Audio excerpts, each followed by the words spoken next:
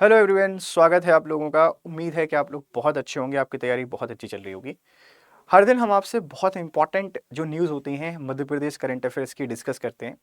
आप इसको news format में ले सकते हैं या कुछ ऐसी खबरें जो आपकी नज़रों से बच के निकल जाती हैं अखबारों में और हम तक नहीं पहुंच पाती हैं, उन पे हम काम कर रहे हैं। और इससे वो सारी चीज़ें जो ज़रूरी हैं आपके पेपर के लिए सब तक आप लोगों तक पहुँचें, ये हमारा मिशन है, ये हमारा विज़न है और इसी पे हमको काम करना है। तो आप सभी लोगों का स्वागत है।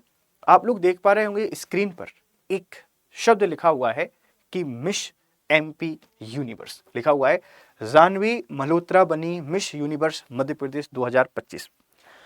अभी रिसेंटली भारत में मिस यूनिवर्स का कंपटीशन हुआ और आप सबको पता है कि तेलंगाना का जो एक शहर है हैदराबाद, उस शहर हैदराबाद में मिस यूनिवर्स 2025 का आयोजन किया गया।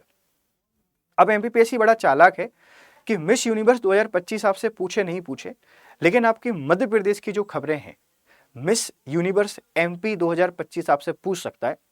इंटरव्यू में आप इसको यूज कर सकते हैं या प्रीलिम्स में तो पूछा जा ही सकता है, दूसरे किसी पेपर में आप इसको पूछ सकते हैं। और एक जो हम हमेशा आपको बताते हैं कि ये जो सारी चीजें हैं महिलाओं से संबंधित जो भी चल रहा है, ये सब कुछ विमेन एम्पावरमेंट अवेयरनेस और जो विमेन है उन विमेन को स्ट्रेंथ देता है कुछ भी बेहतर करने के लिए। तो समझते हैं पूरी कहानी, कौन है, कहां से है, कैसे हुआ है, सब कुछ देखते हैं। चलिए आगे बढ़ते हैं। तो ये नाम आप लोग याद रखते हैं, जानवी मल्होत्रा है।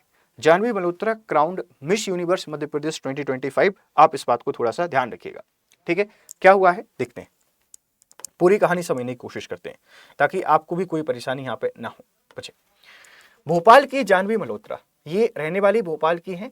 जानवी मल्होत्रा ने मिस यूनिवर्स एमपी 2025 का खिताब अपने नाम किया है। भोपाल जानवी मल्होत्रा वन दी मिस यूनिवर्स एमपी 2025 टाइटल। उन्हें पिछले साल की विजेता कोपल मंडोली ने ताज पहनाया है। तो लास्ट ईयर की जो विनर थी वो कोपल मंडोली थी। She was crowned by last year winner Kopal Mandoli. ये जितने भी ब्यूटी इवेंट होते हैं या ब्यूटी पीजेंट होते हैं, इनकी एक परंपरा है, इनका एक ट्रेडिशन है कि वही व्यक्ति ताज पहनाता है जो लास्ट ईयर विनर रहा था, अगर वो अवेलेबल है। अदरवाइज फिर तो जो ज्यूरी है वही डिसाइड करेगी कौन ताज पहनाएगा। पर सामान्यतः यही ट्रेडिशन है कि जो लास्ट ईयर विनर था वो इनको ताज पहना देता है। तो लास्ट ईयर की विनर कौन रही है आपको पता है, Kopal Mandoli. Tapti Thakur first runner up रही, मतलब सेकंड नंबर पर कौन आया, Tapti Thakur was the first runner up. And Shreya Bedia, जो श्रेया बेड़िया हैं ये सेकंड रनर अप रही। And Shreya Bedia the second runner up, मतलब 3 नंबर पर ये रही हैं। पहले नंबर पर कौन है, जानवी मल्होत्रा, सेकंड ताप्ती ठाकुर और थर्ड श्रेया बेड़िया। जानवी ने कहा कि ये मेरी सालों की मेहनत का परिणाम है, सालों की जो मेहनत है उसका परिणाम है, मुझे स्टेट को रिप्रेजेंट करने का मौका मिलेगा। अब मिस एमपी यूनिवर्स आपको पता है कि इंडिया में स्टेट को रिप्रेजेंट करेंगी और अगर इंडिया में ये जीती हैं तो फिर आपको पता है कि फिर वर्ल्ड लेवल पर ये इंडिया को रिप्रेजेंट करेंगी। तो मिस यूनिवर्स एमपी कौन है, जानवी मल्होत्रा है। और जानवी मल्होत्रा कहाँ की रहने वाली हैं आप बता देंगे, भोपाल की।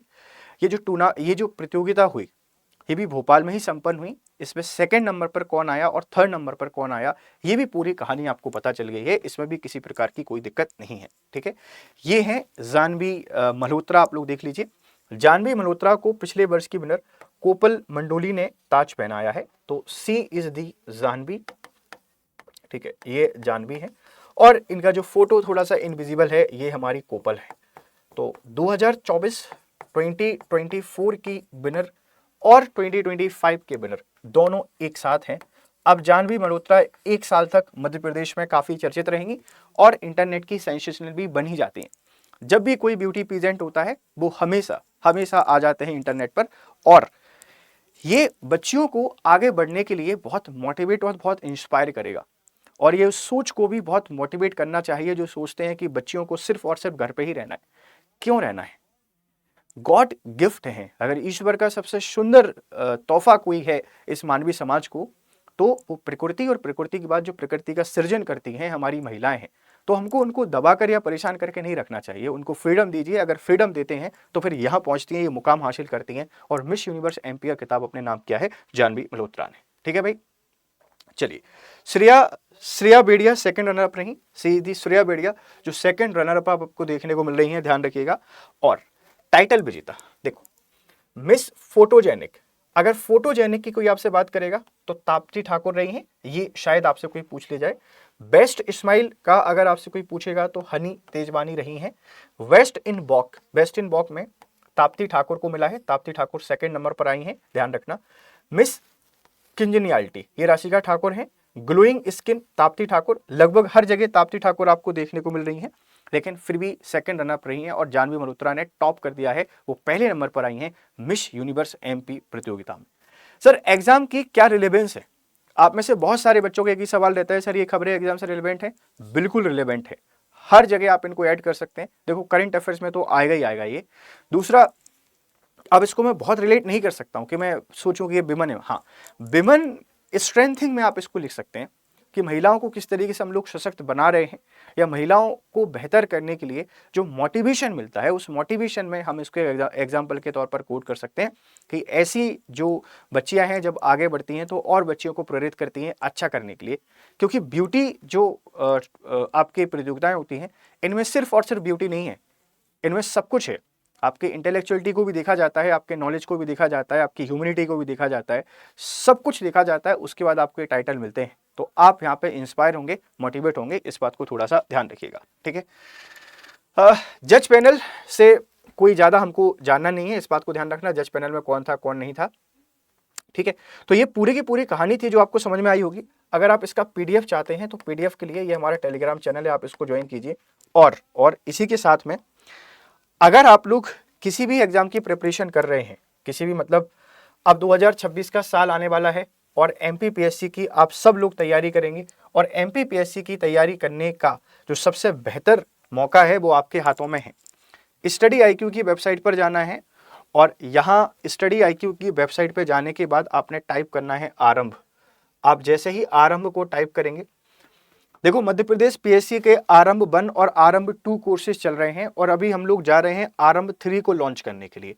तो आरंभ 3 की सारी जानकारी मैं आपको प्रोवाइड कराऊंगा जल्दी ही, हम लोग जल्दी ही आपसे जुड़ेंगे, और आरंभ 3 से रिलेटेड जितनी भी इंफॉर्मेशन है वो आप लोगों से हम शेयर करेंगे।